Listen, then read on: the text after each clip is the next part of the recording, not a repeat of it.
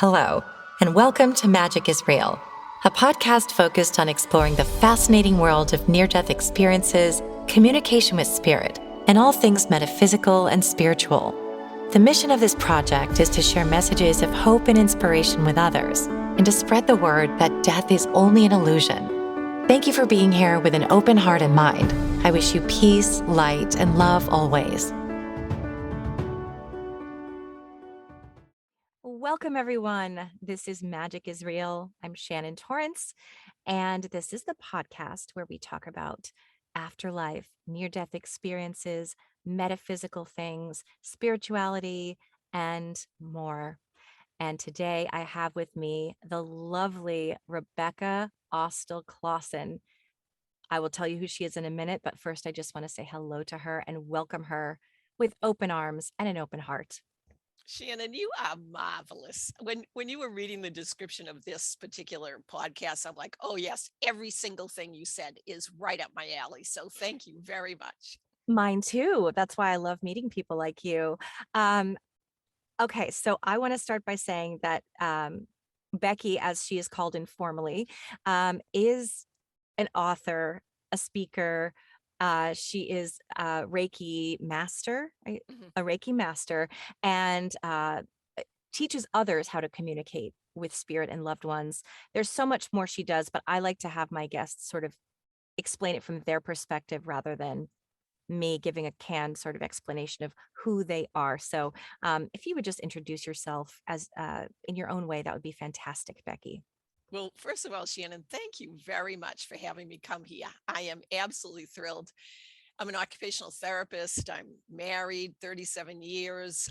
We have two boys who are, one of them is married, when we have a grandson, and it's just it's just been a great life. I have lots to share about all the different subject areas that you just mentioned, and my life has been magical. It's really quite interesting. I had an experience in 1995, but I was scared to share it publicly. I didn't have enough courage, and I finally in 2016 published my book Changemaker: How My Brother's Death Woke Up My Life, and the magic has never ceased, and it's been a blast. That is great. And that's what we're here to talk about, that and more, because I also love to speak as a medium myself. I like to speak about spirit communication and all sorts of things. So why don't we just go back to um, I want to kind of say how you're growing up and what your perhaps your spiritual attitudes were at that time. Anything you'd like to share as it relates to your spiritual journey would be great. Oh, sure. It's such an interesting question about growing up. I had a wonderful life. I have a wonderful life. I grew up in Saugus, Massachusetts, so you'll hear the Boston accent for the rest of the time we are together.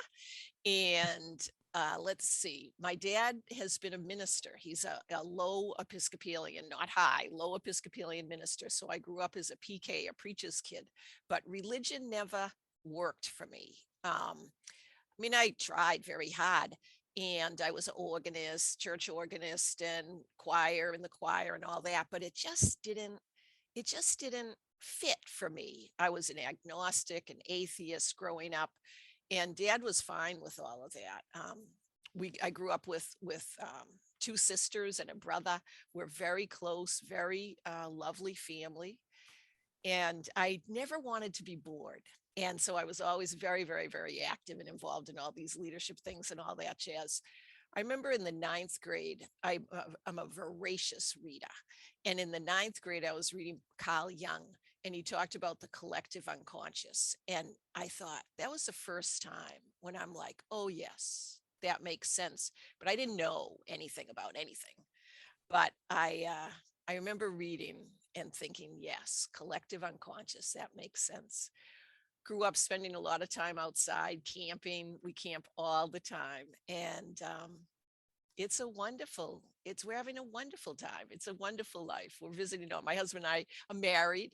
Um, I always say this. Hopefully, I didn't. I have two kids, and one's Kenny. He has been a professional lacrosse player, and he's a professional lacrosse coach. He's married to a wonderful woman, Jenny, and they have a child, Jackson, who's 15 months old. And then Kenny's the oldest, and Ryan's I think he's about 21 months younger. He's a professional musician. He's a drummer.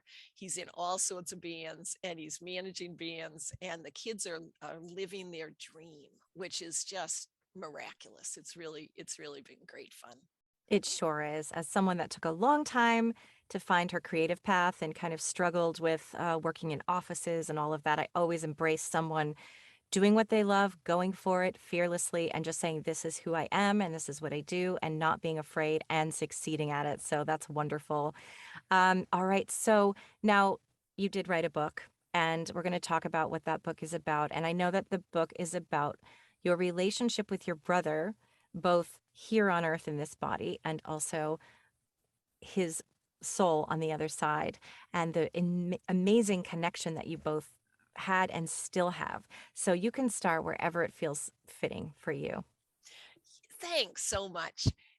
What happened with me is really something that I never expected. I wasn't psychic, I wasn't spiritual. I had no I had no awareness that there was an afterlife until, gosh, it was in about 1992. And I mentioned we always go camping and such. And I was walking with my brother, David, on Coast Guard National Seashore, and that's at Cape Cod. We always go camping every single summer, have a wonderful time, whole family and friends. So David came out that he was gay in his early 20s. My family were fine with it, accepted it. And gosh, the 1990s was when thousands and thousands of people were dying of AIDS. If you got AIDS, you died. And so I just casually said to Dave, hey, he was about 33 at the time. I said, "Hey Dave, have you been tested for AIDS?" And we were walking on the beach and he turned away. And that was not what I expected. And the sun goes behind the clouds and my heart started to beat faster. And he turned back and he said, "I'm HIV positive." And I didn't know what that was. And I mean, I'm an occupational therapist, but I didn't know what that was at the time. And he said, "It turns into AIDS." And I said, "Oh my gosh, David, what can I do? How can I help?" And he said, "Please don't tell anybody. I don't want to be treated any differently. I'm getting great medical care and I, I'm doing okay." So I had no support system. And what happened was I ended up in a bookstore. And I was not at all spiritual, holistic. I didn't even know the word New Age, but I found myself in the New Age section. And that's when I started to realize that there were books on the afterlife, which was an interesting thought. And so I sent a couple of these to David. So when he passed, he was away. And the big event that happened with me was 6 weeks after he passed. I was riding my horse through a Christmas tree farm and I was filled with grief. I think everything in life is positive, Shannon. I just couldn't understand why my brother passed. But it was a beautiful day. I live in Pennsylvania and I was on my horse riding through a Christmas tree farm. Got the best present of my life. It was rainbows were around and the icicles were sparkling. It was in November, first frost. I opened my heart that had been closed because of the grief and said, "Thank you. Thank you, universe, for a beautiful day." Closed my eyes, and there was my brother in human form. I had never, ever heard or seen anything like this, but it was real and it felt excellent. And the scenes luminescent, loves all around. My grandparents were there. They had passed 10 years ago. Edward, a friend of his that had passed, Holly, a friend of mine that had passed. The story goes on. But that's what happened. And I looked for a teacher, ended up finding a shaman, and it was a shaman that learned that knew how to communicate with loved ones that passed on. And that is what my book's about. It's that first year when I learned how to communicate again and again and again with my brother. And every single month is a chapter, and every single month was magical. But I didn't have the courage to share it. You know, I had this business going on. I'm business. I was a business owner at the time, and we had hundreds of therapists and thousands of clients. And there was no way I was going to share this until, gosh, it was right around 2015. And I said to my chief financial officer, Bob, who we'd been working together for 20 years, my soul is crying out for me to publish this story. And he ended up buying the business, and I got my book professionally edited, published by She Writes Press, and the rest has been magic. That is so awesome. And I know some people will ask when you were at this Christmas tree farm and you had this experience of seeing your loved ones clear as day. What would you explain your consciousness was at that time? Were you in your physical body and then all of a sudden you were in another sort of realm? Was it something you saw in your mind's eye? That sort of thing. Shannon, that's a great question. I had closed my eyes and I had this vision, and it was now I know that it was an out of body experience, but I didn't know that then. And David was he was wearing a black and red plaid flannel shirt, dungarees, and sandals. And at first, I started to talk with him, thinking that's what I needed to do. But I realized in a split second I could send thought, and I had never done anything like that. And he was great, and I was great, and it was fantastic. I was with my brother again. I had absolutely no doubt it was him. And David passed when he was 37. He looked like he was about 30 before he got AIDS. And so he was healthy and smiling, and it was incredibly magical. Yeah, I that's so beautiful. And I do have questions. I'm trying to figure out which to ask first. Uh, I'm finding I am interviewing more people that have had what are called shared death experiences, or, and I don't know if that qualifies as one or not. I mean, you can tell me, an out of body experiences where they do blend with their loved ones in spirit. And I wonder if you have any insight.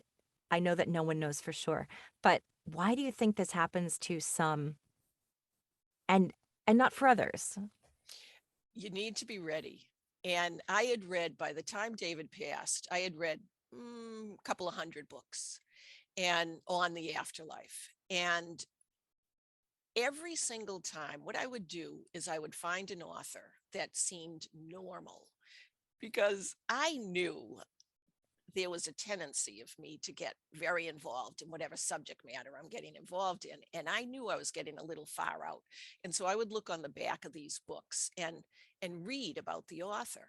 And if the author sounded normal and professional, I would go back and read from the very first book they wrote so that I could understand their journey. And so I was ready. I didn't know it, but I was ready. And that's when I teach after death communication. Believing and trusting your heart and trusting your gut is a major premise, because if we don't believe, it's tricky. It's tricky to actually reduce our mind and trust our heart and realize that the signs and symbols that we're receiving that remind us of our loved ones that have passed are real. And when you asked about a sheer death experience, I, quite frankly, until last year, didn't realize I had a sheer death experience. And that was not what I would call in the Christmas tree farm. When David was passing in the hospital, I didn't want him to pass alone. And I woke up, and so I asked to stay with him the night that I thought he was going to pass. And I woke up at 3 o'clock in the morning, and I couldn't feel anything from him. Now, at that point, I had no idea about energy, spirituality, crystals. I didn't know anything. But for some reason, he was on a ventilator. So he was just breathing very roughly. And it was hard to see him. But there was no substance, there was no energy. And so I thought, wow, now what do I do? And I could have gone home to my parents, but his body was still alive, but it didn't feel like anything was there. And so I picked up one of his best friends, Edward, had a clear quartz crystal. I picked it up and it tingled. And I'm like, oh, well, that's interesting. And then I picked up David's my brother's crystal, and I put them together. And Edward had passed about 6 months before, and I put them together and wrapped my hand around my brother's hand because he was lying flat on the back on the bed on his back. So I put his hand in my hand, and I closed my eyes, and this is where the sheer death experience came in. I closed my eyes, and I was again had an out of body experience, but I didn't know what was happening. But I was transported to the middle of an ocean. And I'm in the middle of the ocean, and now I'm a Pisces, and David's a Pisces, and my dad's a Pisces. So we all love the water. And there was this animal that looked like a big, huge, unusually faced porpoise, big. And it didn't have the crest on the back, but I was looking at this animal, and it had my brother's brown eyes. And I thought, oh my gosh, my brother has transported into this animal. And so I'm looking at him, and the animal starts to slowly, very slowly swim towards me, very slowly, very comfortably, looking straight at me. And it comes inside me. And Shannon, I was filled with the most incredible love I have ever felt. It was fantastic. And it was a reality love. It was telling me that my brother is alive. He had just transformed somehow into this animal. And that is what I would call a sheer death experience, because I had recognized that my brother's spirit had passed. And then I closed my eyes and saw this animal with my brother's eyes. And I feel that at that point, he was being transported into another realm.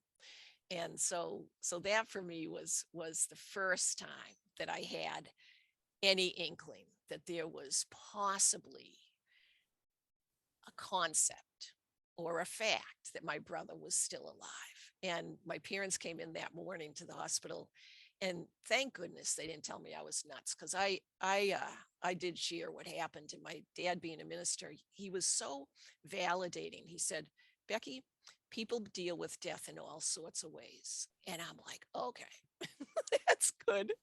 And then 6 weeks later, I saw him in the Christmas tree farm. That's so beautiful. And one thing it's funny, spirit just came in really strong right now. And I wonder if it's your brother because I get itchy. My scalp starts to really itch. So I was just thinking of something you said. I met you because you spoke in an IANS group, uh, International Association for Near Death Studies, for anyone who is not familiar. And I was so taken by your story, but also your enthusiasm and how it's so interesting how timing, how synchronicity. A friend of mine who I've just sort of got, she's a really good friend of another friend of mine, and she lost her father, and it's been a terrible grief.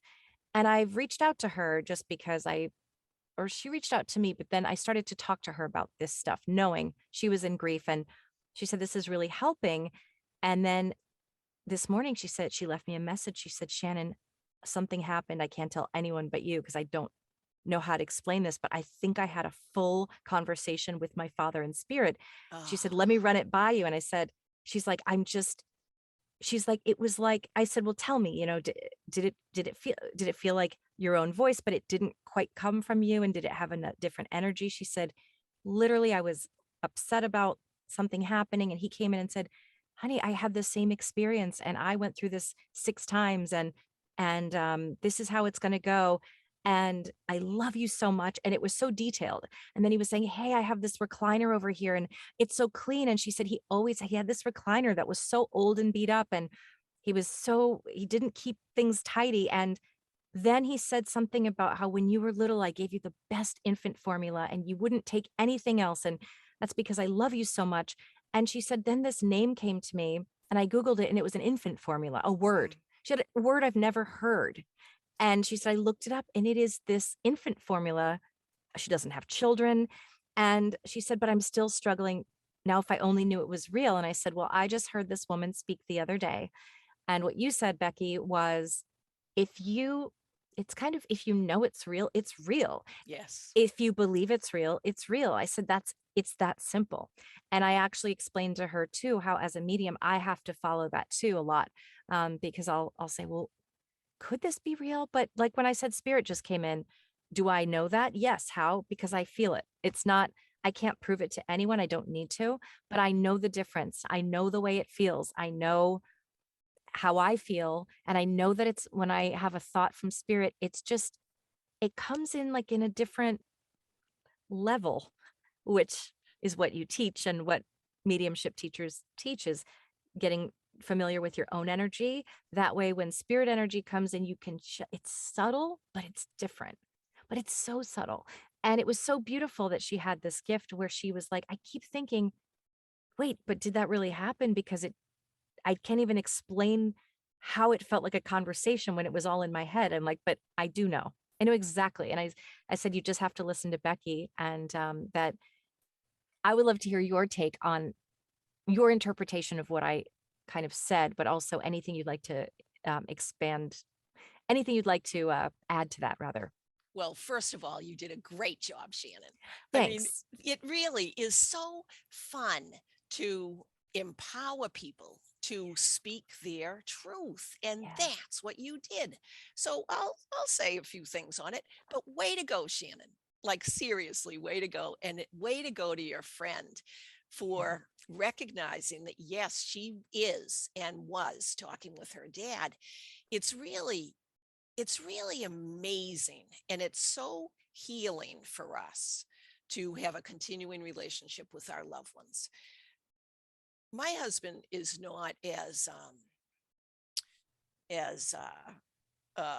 whatever the word is, accepting of the afterlife, or he wasn't as accepting as the in the after about the afterlife for quite a while. But he would listen to me tell these stories, and he would have all these, examples of these incredible validations, like what you just said about the infant formula.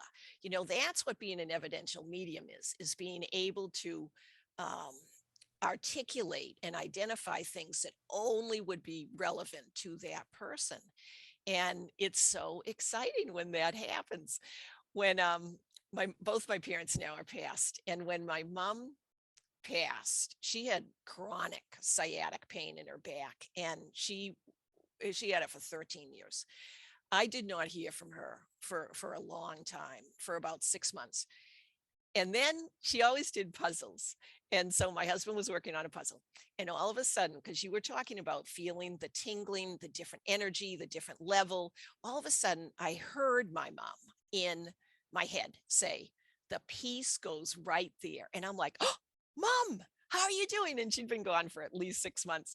And she was very focused. It always was very focused. The piece goes right there. And we put the piece in, and it didn't exactly fit, but it almost did. And subsequently, she has come multiple times as a bird. And you say, well, how do you know that's really your mom? And the bird actually, when animals or um, pets or things, signs, and symbols happen that are so clearly unusual and they remind you of the loved one, that's the time to really pause and say, thank you, thank you, and share your love and share your gratitude. But these birds, you would come right up to us. Now, a wild bird does not come right up to you. And so it Right. comes right up to us and stays for like 5 or 7 minutes. And I'm like, it's my husband now would say, so is that your mom? And I'm like, yes, as a matter of fact, Jeff, that is mom. And you, Shannon, being a medium, and me with being able to teach Reiki and such, we can tap into that energy. And so you can tell, you learn how to identify the different energy frequencies, and whether it's my mom or my brother or whoever, like we can tap into it. And then we need to silence our mind that says, now really, is that really? And we Right. just say yes, yes. And then you get a validation that the animal's still there. It's very nice. It is, and I wanna talk a little bit more about that sort of thing, but I know that, the listeners are probably going to wanna know more about what happened from there after you had these very clear visions. How has the communication continued? So it it was an incredible, the first year was beyond belief. One of the cool things, and this is an answer to your question of how it's continued. One of the coolest things that happened is I'm pretty involved in the American Occupational Therapy Association, and I had just written some chapter on home health or something. And I go to the American OT conference. This is right when my brother had passed, and it was about 4 months into me learning how to communicate with him. And I was quite excited about life. And so I go to the AOTA conference, and people would say, "Hey, Becky, how you doing?" And I'd say, "Do you know?" And I would start to share about some of these things, and it was not good, put me back organizationally as far as leadership, at least 10 years. But, that's life. I just didn't have a filter. But the last day of the conference, I went to some event and there was a nun there. And at this point, I'm like, wow, that would be really interesting to talk with a nun and find out her perspective about life and the afterlife. Within 5 minutes, she's telling me about automatic writing. And I didn't even know what that was. I'm like, well, what is automatic writing? And she said, Becky, it's when you're writing, you're in meditation, and you're all of a sudden your pen starts to move across the page. I'm like, no kidding. So so that was interesting. And the next day I went back home and I'm riding my horse. And at that point, I'm riding the horse and meditating 4 to 5 times during the day. During the ride, I would just go out into the woods. I'm always in the woods. Just go out into the woods and I'd have these meditations, and the horse would meditate. I learned later the horse would meditate at the same time. And we'd meditate for about 15, 20 minutes. And then we'd go on and we'd find a beautiful spot. And then I'd meditate again and became a bird. And oh my gosh, it was incredible. So I'm riding. I put the horse back into the pasture, and I'm riding in. I had a suburban car at the time, and so I'm sitting in the front seat of the suburban, and my teacher, Nancy Ariel, my shaman, said, when now she goes, Becky, you really need to write these things down. So I always have yellow pads, always, always. And I was writing in my yellow pad, and all of a sudden, my hand starts to move across the page. And it was some poem. It was like, the heavens above and the earth below. Now, I was not a poet and I didn't talk like that. And I'm like, oh my gosh, this is automatic writing. And I thought I could either freak out and have it stop or just continue. And that's the big concept here, is to trust. If it feels right, trust it. And so I said, I wrote, who are you? And I got, I am love. And at that point, Shannon, I didn't know anything about love. I love my husband, I love my kids, I love my family. But as far as the collective unconscious love, the love that permeates us on earth and continues beyond, I didn't know anything about that. And so I wrote love and put a little question mark. And then for me, it was a male presence. And he said, I am Lot. And so Lot that day wrote lovely, it was just a lovely message about connectedness and oneness. And the next day, I went out to ride my horse and was meditating and sat in the car, and Law came back. And he did this for about 6 days. And and as you know, when you're getting energetic uh, downloads from the afterlife, it's fast. Yeah. Sometimes it's fast. And so my hand was starting to get very sore. And by this point, I'm writing 5 and 6 pages of just very nice things. Not rocket science, but it was about love. It was about connectedness. It was about how we need to value ourselves. And it was quite beautiful. And Lot says, why don't you type? And I'm like, type? Like, that seems so incongruous to me, because to me, I was talking with or receiving. It was in my head. It was in my head and got transferred to my pen. And it just didn't seem to make sense. And I'm talking for what I thought was like this ancient being. And for me to use a computer to type the information, but I'm a good typist. And so I thought, okay. And so I go downstairs, bring up this is the 90s. So the computers were big. Bring the computer up, sit at my dining room table, hand in ready position, close my eyes. And the words flowed. And I must have now 4,000 pages of lovely messages from Lot. And that's how I meditate. The way I meditate now, I mean, now I'm pretty much connected all the time. But if I'm going into like a formal meditation, I'll sit at my computer and then journal. And so I'll write all the things that are happening. So I get it out of my head. Because a lot of people say, how do you meditate? I can't stop my head from thinking about things. And so I just type it out and just write. And sometimes it's half a page, sometimes it's a page or page and a half. And then I can clear my mind. And so I write all this stuff. I close my eyes, take a couple of deep breaths, and I just wait. And within a second, it's Lot or it's hundreds of spirits that come through, because Lot left after about 6 months. And I said, Lot, why are you going? Because he told me he was going to leave. And he said, there are lots and lots of beings that want to communicate with you. And it's wonderful. It's just wonderful to be able to do that and to have these interactions with all sorts of very lovely spiritual beings. That's great. I have two. Oh, I'm going to ask you two questions at once. One is what what kinds of things do they want us to know? I know that they want us to know that love is everything, but what do they want us to know? And also, I have tried automatic writing just recently, and I'd love tips for me or whoever is listening to this, because I always wonder, how am I I did a meditation, I start writing. Do you feel like your hand is sort of moving it on its own, or do you feel like the words are coming to you and you're copying it down? I kind of feel like all of mine are the same.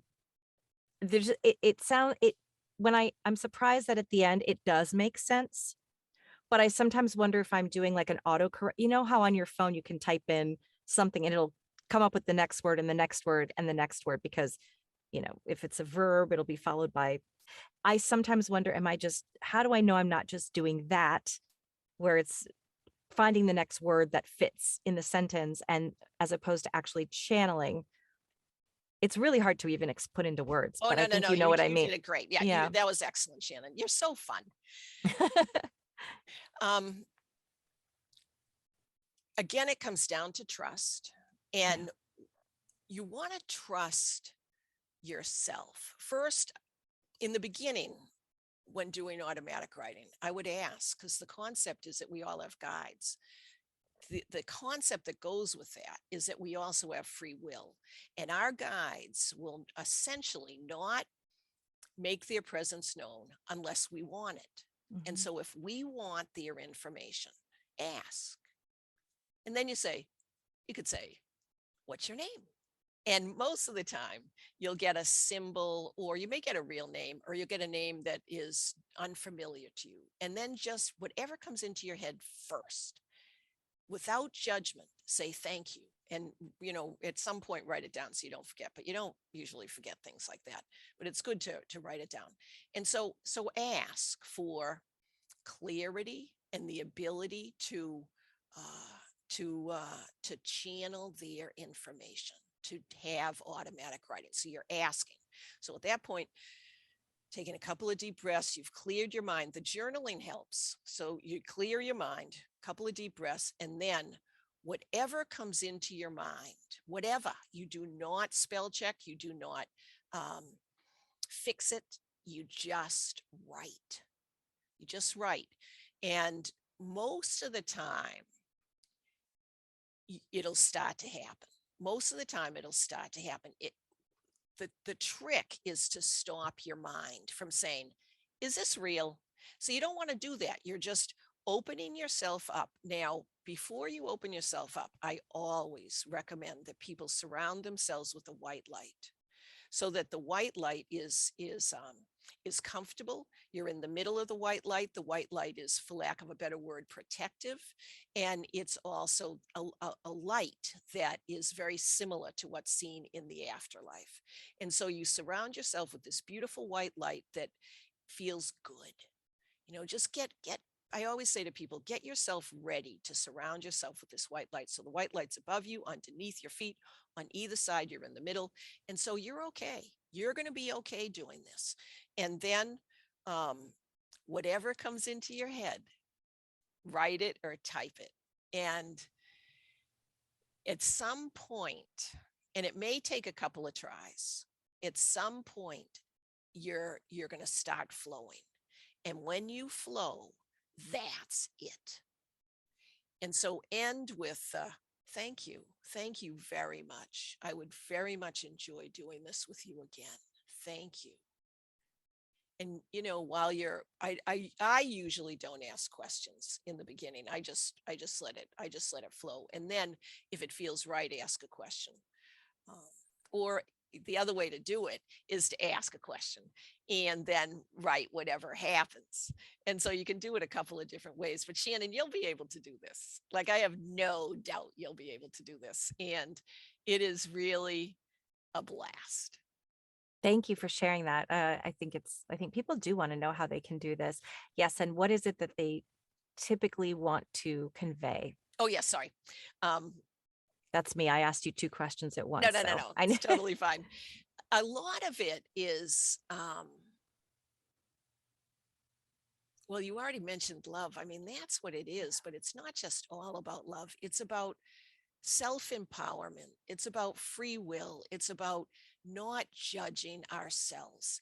The concept is that we come onto earth to expand our awareness, our connectedness, to expand our energetic abilities, to jumpstart our ability to grow, because earth is a very fast-paced environment.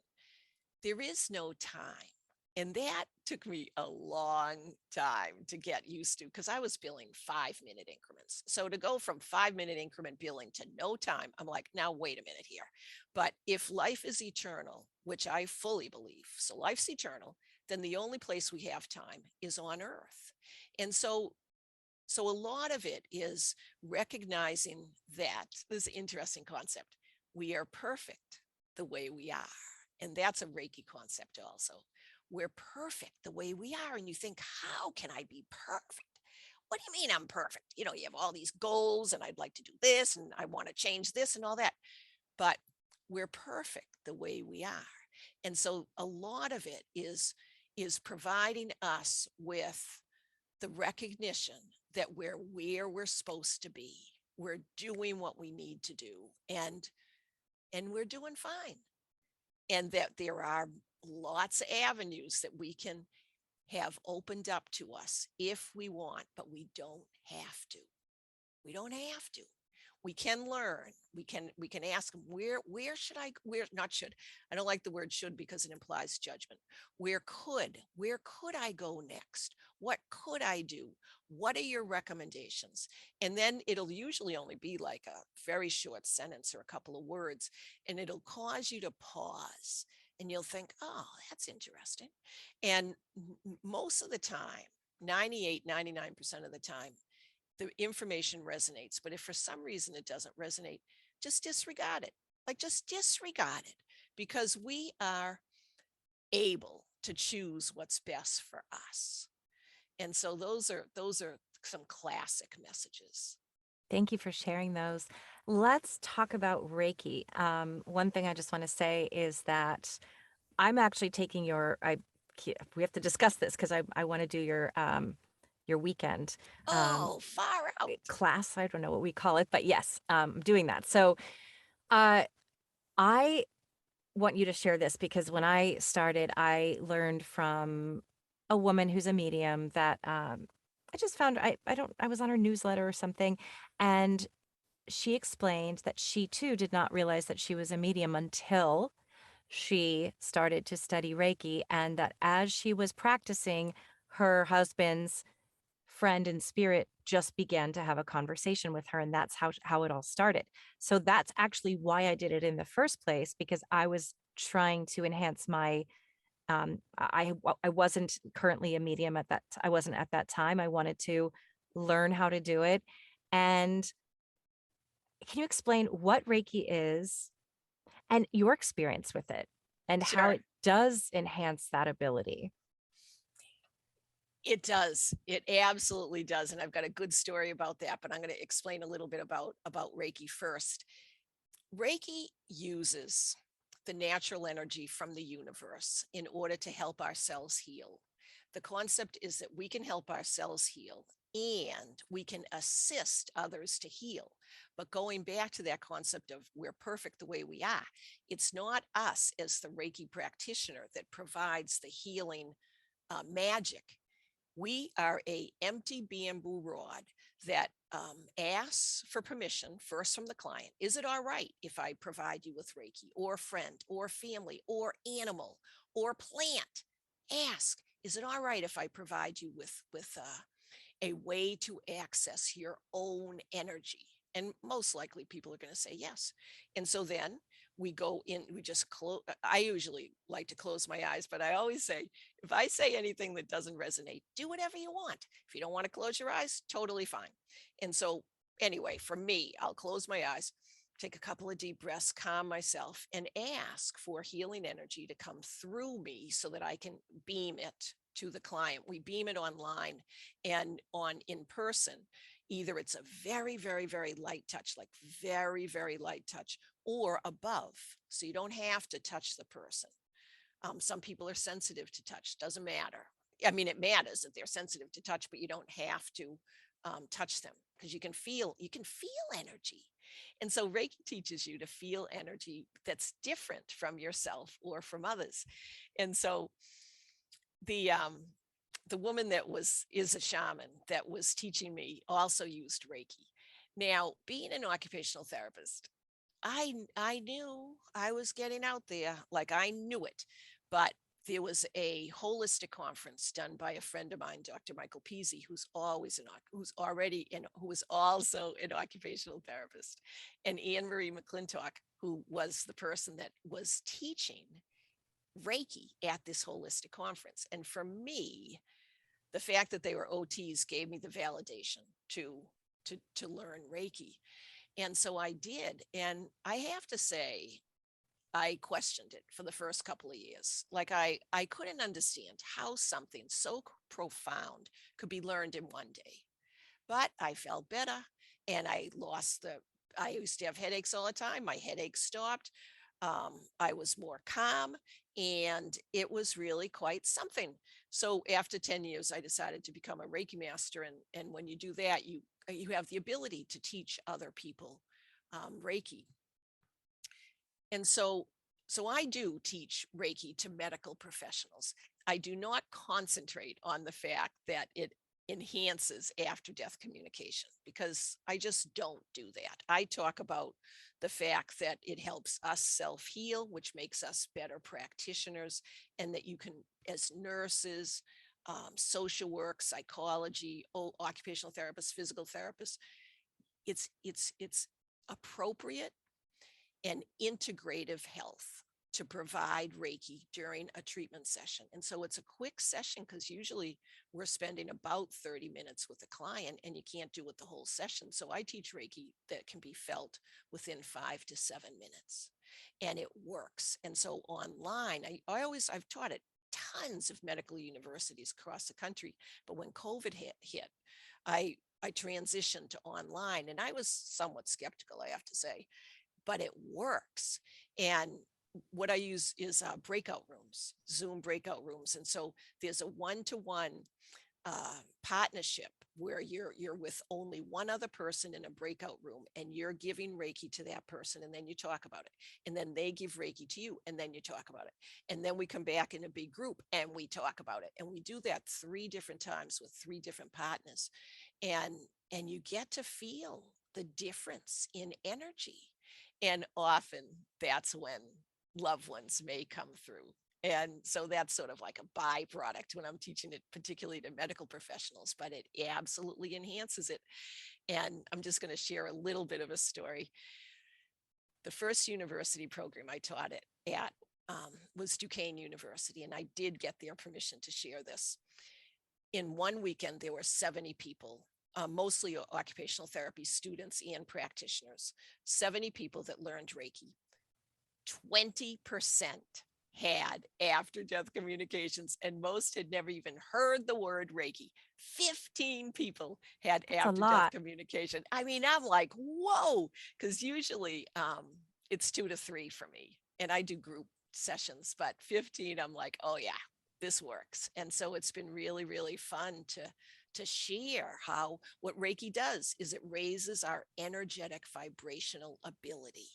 So it puts us in a clearer contact with our loved ones living beyond. And so our whole aura and ability to feel energy rises with Reiki. And that rise in vibration enhances the ability to receive and share messages with spirits that are beyond, especially deceased loved ones. That makes sense because it is all about raising your vibration and putting yourself into a different state, a semi meditative state, although you don't even have to be in one. It's so fascinating. It hasn't happened for me yet, but I haven't in Reiki, but I haven't practiced extensively. And that's one of the reasons I want to continue to work on it, just because I received my certification online. And afterwards, I kind of went, I don't know what I'm really supposed to do now. Where do I go from here and practice it on some people, but kind of felt like, is this it? It's like you said, it's so simple. It's so simple that you feel like it needs to be more complicated than it really is. Um, Yes. but that's so interesting. And now, what is your relationship now with your brother, Spirit, your brother? Um, how often do you hang out? Do you call on him? Do you speak to him regularly? And does he just kind of has he continued to reach out regularly, or is he kind of like, okay, just call me when you need me? I'm very lucky. I communicate with him all the time. I don't understand why he continues to communicate with me. This is now 26 years later, and he is very, very present. It it's magnificent. And when I said I don't understand it, I'm like, wow, it's so awesome. Like I hear from him all the time. There's an interesting thing that happened. I was at a conference a couple of years ago. Now, I've been doing this for 26 years. I just want to say that 26 years. I'm at a conference and it was, I forget the name of the conference, but a very well known medium, Thomas John. It's called the Celebrity Medium. Yeah. He was there and he didn't know who I was. And he's doing what's called a galley reading. And there's 150 people in the audience. He had no idea who was there and such. And it was about 40 minutes into it, and this is on YouTube, and I think it's under in my YouTube channel, or Rebecca Austill-Clausten, or you can get Rebecca Austill-Clausten Thomas John. And Okay. so there's like a 10-12 minute clip of this, and so I'm just hanging out, it was the last day, and listening to him do these wonderful readings of people that he didn't know. And so then he says, I have I have a brother. I think this is how it started. I have a brother that is here, and it seems like he passed a long time ago. Does that resonate with anyone? And I'm like, oh my gosh. And I start to cry, immediately start to cry. And I think he said one more thing, and then there's a whole group of people there, and somebody just stepped forward, and he's showing me all these religious signs, which would have been my dad because he had passed also. And I raised my hand, and they bring over the mic, and he proceeded to tell me all these validating things about my brother and my family, and all these people that had passed, and all these people that were there that had passed. And one of the things he said is, do you see a lot of cardinals? And I'm like, yes, I see tons of cardinals. That's your brother. And I'm like, no kidding. And so it really has been very validating, not only to receive that information from a medium, but to know that I see cardinals all the time. And I saw him at least 6 times today. And so when you learn Reiki, and you as a medium, you learn how to let your energy connect with that animal or that person or that spirit or whatever. And so I send my energy to these cardinals. And I'd say 98% of the time they're David. And I'm like, thanks, David.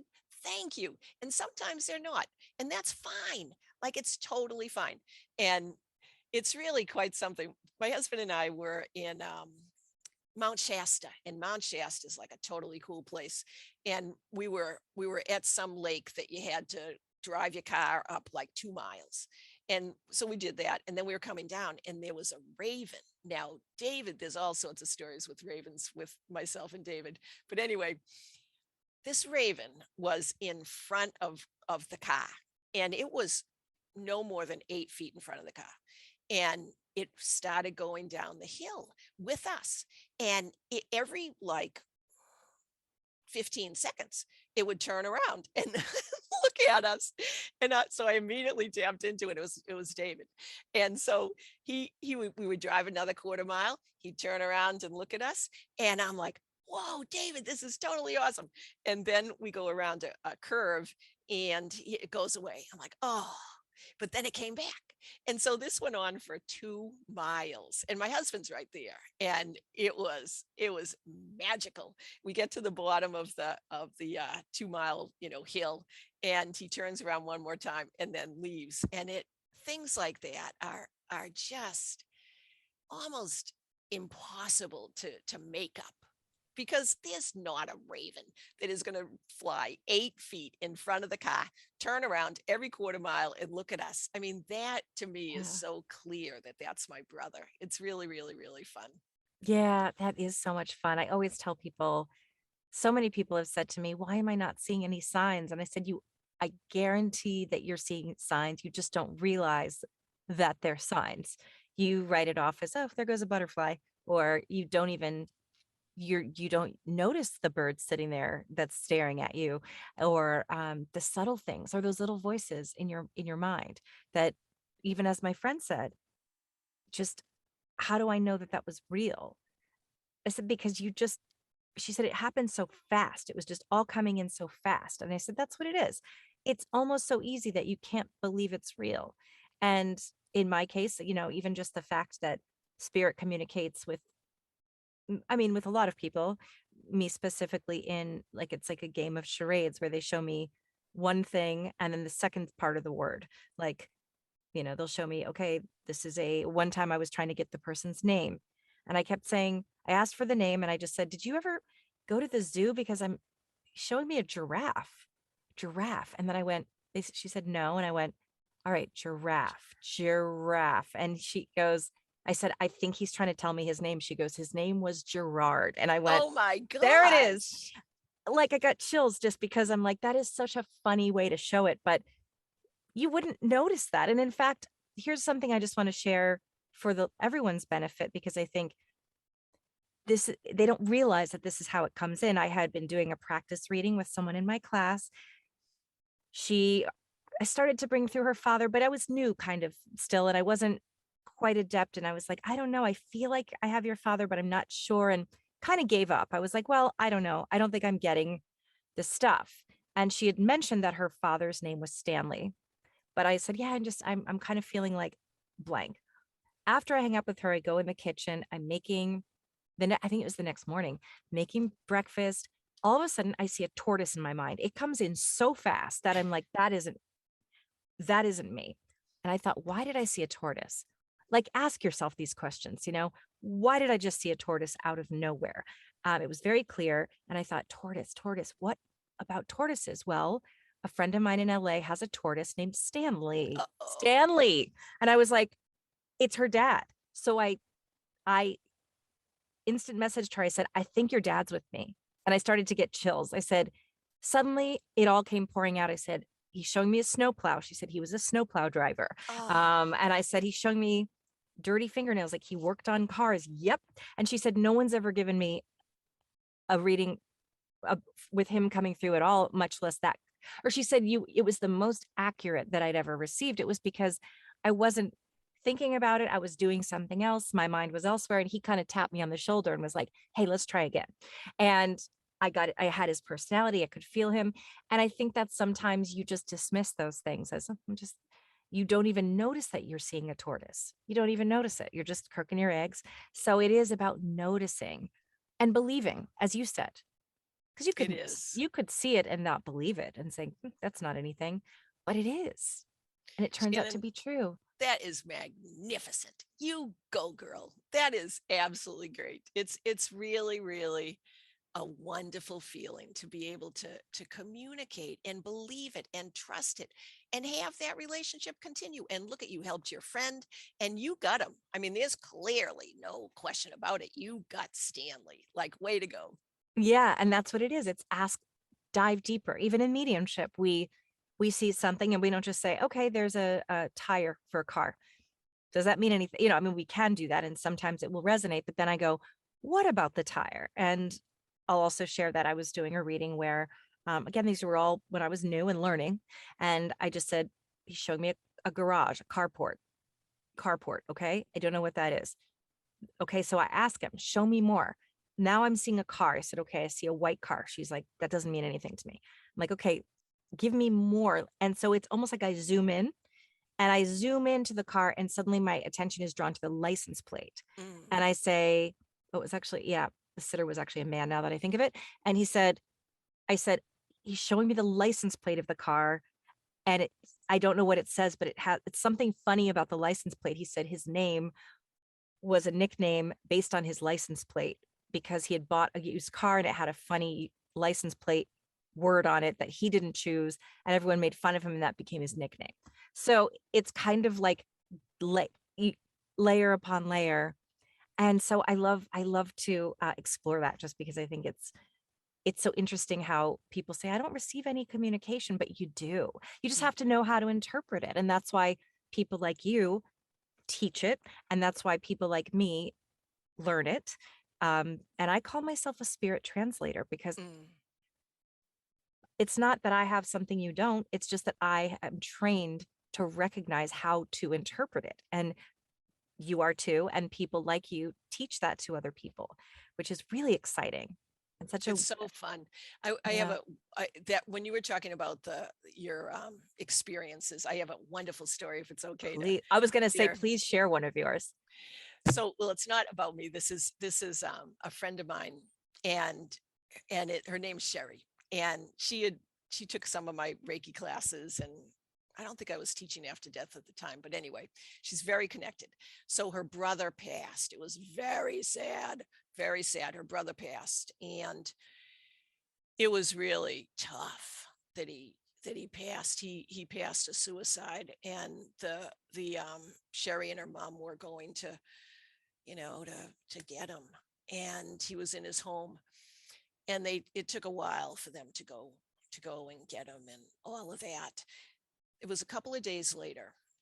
She was riding by a church, and I use this example. I have the church sign, and on the sign outside the church, it said something like, got a giraffe, got you a giraffe. Now, what church sign would have this? So she looks at this sign, and she knew that I was quite interested in the afterlife and all of that. And so she looks at this sign, got you a giraffe. And she thought, my whole life I've collected giraffes.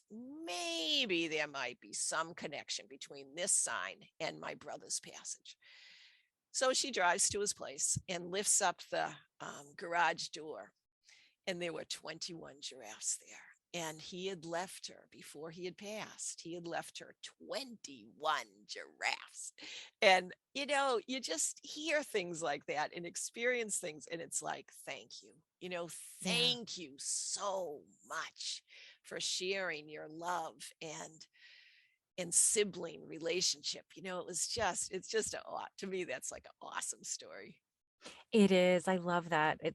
It's just, you can't, I want to say you can't make that stuff up, but it's true. When it happens, you're like, I, I don't even, I just don't even know how. And like, even just walking through the woods one night when in the snow at my ex-boyfriend's cabin, and we were with some friends, and suddenly I just heard like, uh, I heard Uncle Carl. Like Oh, I tapped in, I thought it's so quiet. I want to see if I just kind of tuned into the spirit world, and I heard Uncle Carl.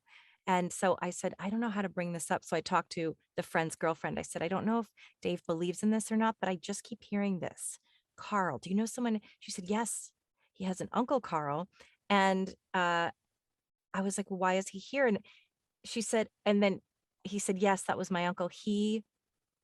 But nobody, he goes, oh, he said, no, I don't have anyone named Carl. That's what he said. No, I don't know who that is.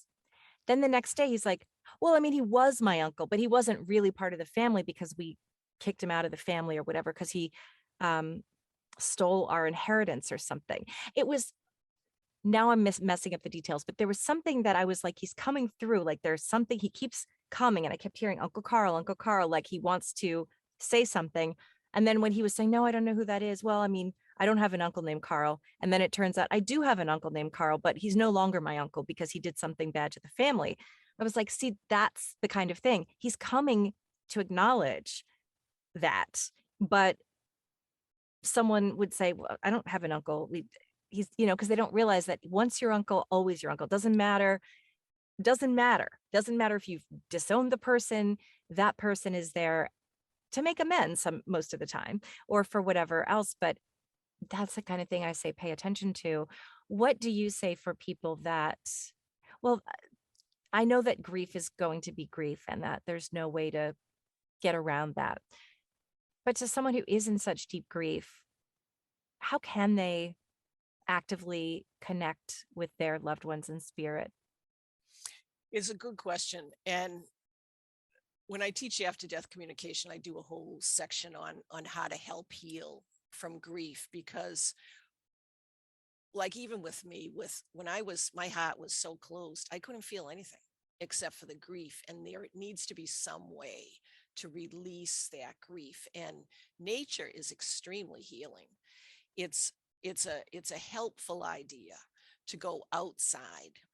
Hopefully it's not freezing cold, but to go outside and spend time in the woods and spend time in the forest and spend time with yourself if you can, and release the grief, but also keep yourself open to the magic of nature's beauty, because nature is really quite healing. And that's where I did a lot of my initial communication with David was outside, because sometimes when we're inside there's so much excess energy that we can't isolate so that we can just communicate with our loved ones. I recommend having a place in your home for remembering your loved one that's passed, and finding a chair that is your chair where you're going to have 10-15 minutes of just peaceful contemplation. I give out guided meditations in my class so that people can actually travel to comfortable, safe places where they feel very connected with their loved ones, and it does help. So whether you use guided meditations or in nature, breathing, um, talking, feel free to talk with your friends, talk with your family, like just allow yourself to feel, because sometimes we shut down.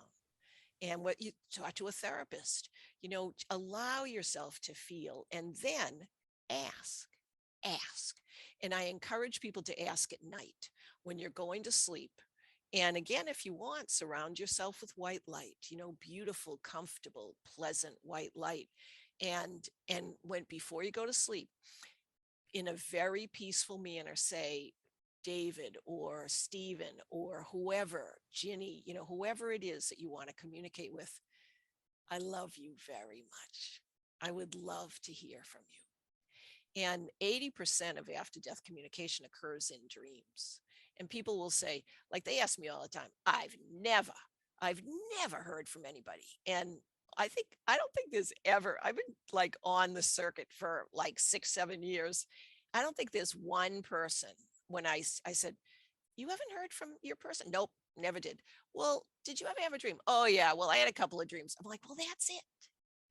Or when you go into your car and you hear their favorite song as soon as you get into the car and turn on the radio, or you go in, you're getting ready to turn on the TV and their favorite show comes up, that's the time that they're communicating in whatever fashion they can. So allowing that grief to have time to heal, sharing that grief, and then becoming comfortable, hopefully, with yourself and to ask. And then you say, well, I've asked, but I didn't receive anything. You do need to be, as you said so nicely, Shannon, you do need to be open, to believe, to trust. And even if you think you might have a sign, say thank you, because gratitude and love goes across all boundaries. And with people that have passed and people that have had, for example, near death experiences where they travel outside the realm of earthly existence, a lot of times they'll see loved ones. And so the fact is, the afterlife is real. And this might be a time, if you don't mind me, to tell about the Bigelow Awards, if that's all right. I would love for you to. There's a totally cool thing that has just happened. And there's a fellow by the name of Bigelow, and he has a website called the Bigelow Institute for Consciousness Studies. That's what it's called. Bigelow Institute for Consciousness Studies. In 2021, February of 2021, he said, I will pay up to $1 million for people that will validate that the afterlife is real, that consciousness remains after bodily death. That consciousness remains after bodily death. Human consciousness remains. And so November 1st, 2021, the Bigelow Institute for Consciousness Studies awarded 29 people a total of $1.8 million for 29 prize winning essays. And they are available right now for free on this website. Bigelow Institute for Consciousness Studies Awards, and you'll get them. And Jeffrey Mishlove is the prime winner, big winner, $500,000 he received for his excellent validation after validation after validation of the afterlife. Pim Van Lommel, Dr. Pim Van Lommel was second place. He got, I think it was like 300,000. He's a cardiologist and has had a lot of experience with his patients having near-death experiences. There's a lot of people that have had experience with near-death experiences that have won. But you just go on this website and you can get every single one of these essays. And to me, being a science-based occupational therapist, plus a person that fully believes 100% that the afterlife is real, having this valid information is fantastic. That is so exciting. And I'm so happy to see and to hear that the scientific community is starting to embrace this more and more. They're starting to research this more and more. It's the one area where, because it can't be seen, it's just sort of been dismissed. But Yes. we still don't know everything there is to know about consciousness because it's not measurable, or it hasn't been until now. Exactly. So it's really exciting to see so many people and funding to that level. I think that's sort of a point that you made intentionally, which is, I mean, if there weren't something to it, this isn't just people squandering money. There's some real research here that's being done. And I actually can't wait to read. Thank you for reminding me about that, because I've been meaning to check that out and deep dive into the articles. But that is such exciting. We're just in very exciting times. I'd love to sort of end this, even though I could talk with you for 5 hours. I wouldn't do Me that to too. you. And I know we'll continue to talk off camera, and I just know that we'll be in touch. But in these times, because it's been such a crazy time with COVID and everything, what insights do you have on the whole situation, where we're headed, why this is happening? Anything you'd like to share? Sure.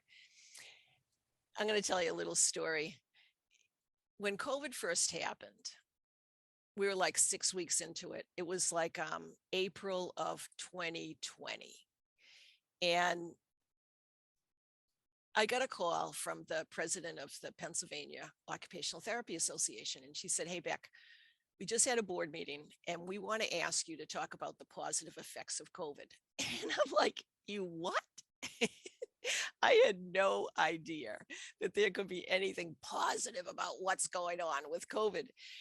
But I am a positive person. And I'm like, could you say that again, please? And so she repeated it again. And I said, well, I'm going to need a little bit of time to think about this. And I started to research it. And I realized just after like 48 hours, and I called her back and I said, okay, I'll do this. There is so many positive things that have happened. Now, I'm not negating the 900,000 deaths that have essentially happened around here, but, and I'm not negating any death. I'm not negating that at all. Our world, the entire world has stopped, and we've had to look at our priorities, and we've had to slow down, and we've had to say, okay, what matters? And what matters is community, is sharing, is peace, is a belief that we can help each other. And it has been really interesting to see the amount of positive things are happening. Now, at the same time, there's a lot of rebellion and a lot of anger and all of this, but there is a time, and it's right now, for people that are called light workers. And I would absolutely say you, Shannon, are light workers. Anybody that's on this podcast and listens to this are light workers. This is the time for us to get together and share love and share our peace and be very kind to our neighbors. And hopefully, if you're okay with wearing masks, wear masks and let's stop this pandemic. But it is a time for us to reassess what is most important to us and to really stop and take stock into what is most valuable. And ideally, what is most valuable is love. You know, it's not money, it's not ego, it's love. And if we can share love with ourselves, with our family, with our friends, with our neighborhood, with our community, with the world, if we can love our environment and take care of our environment, we were going at such a rapid pace. This has slowed everything down. And it's a time to really look and to say, okay, let's make it better.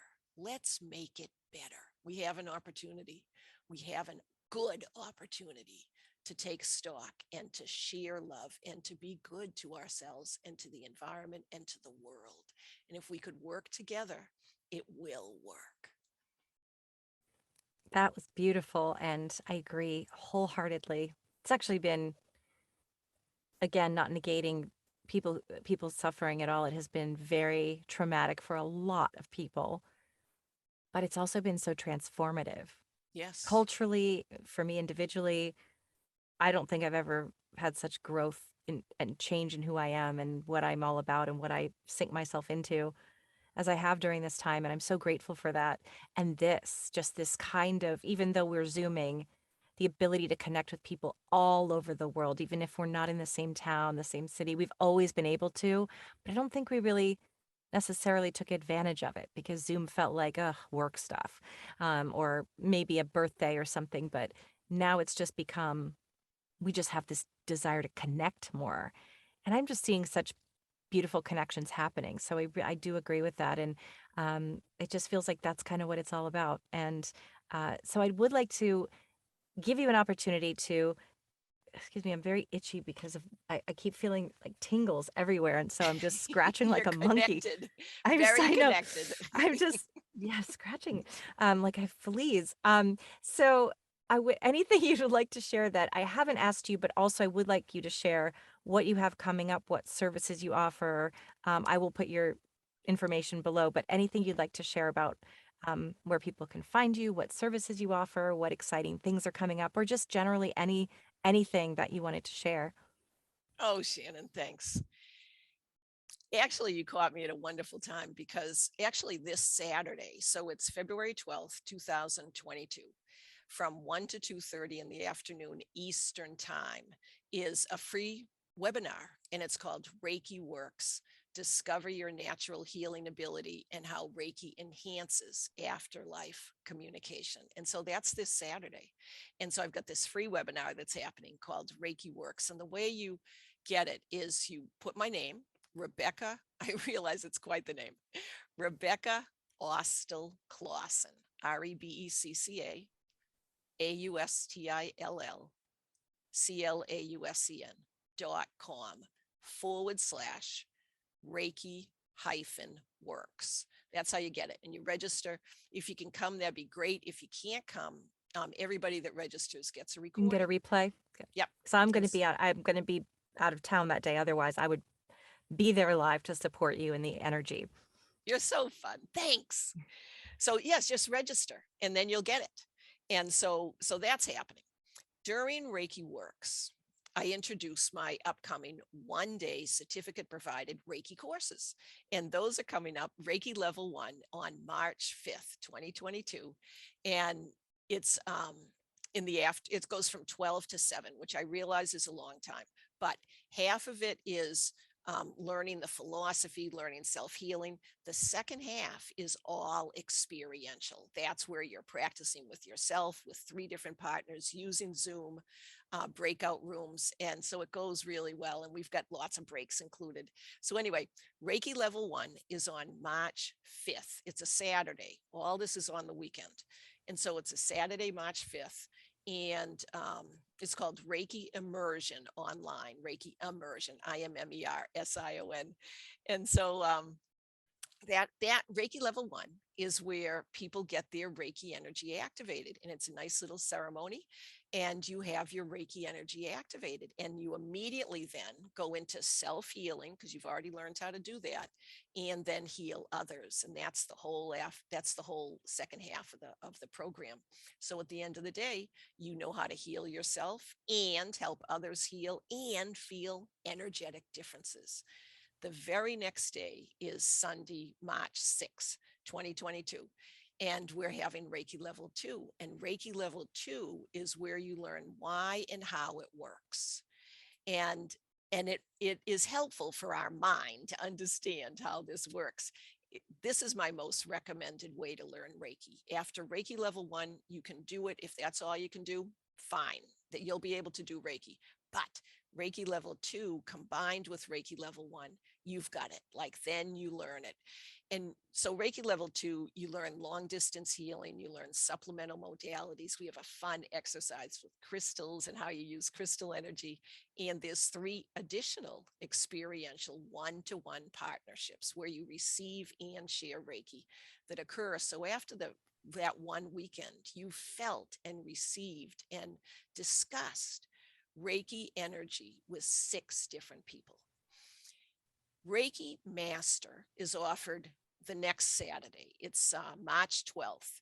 And Reiki Master requires that you have at least 6 months experience after receiving a Reiki Level 2 certificate from any Reiki Master. You just send them to me. And then you have a one-to-one interview with me. And what you learn for that is how to, it's called attune. How do you attune others? There is a special attunement ceremony where you receive an additional Reiki Master attunement. And attunement is an activation. That's where you activate your Reiki energy. You learn how to teach Reiki. You learn how to set up a private practice in Reiki, whether it be in the community or medical center. Because a lot of this is geared medically, but it's for everybody. And you also learn about different research opportunities and all of that. Each one of these courses are approved for 6.0 contact hours for occupational therapy practitioners in the United States. So that's totally cool. And they're appropriate for any medical professional or anyone that's not a medical professional. And you really can learn Reiki in one day. So all of that's coming up. The way you get that one is you go onto the website, my name, RebeccaAustill-Clausten.com/Reiki, REIKI hyphen immersion, IMMERSION. So those are the Reiki classes.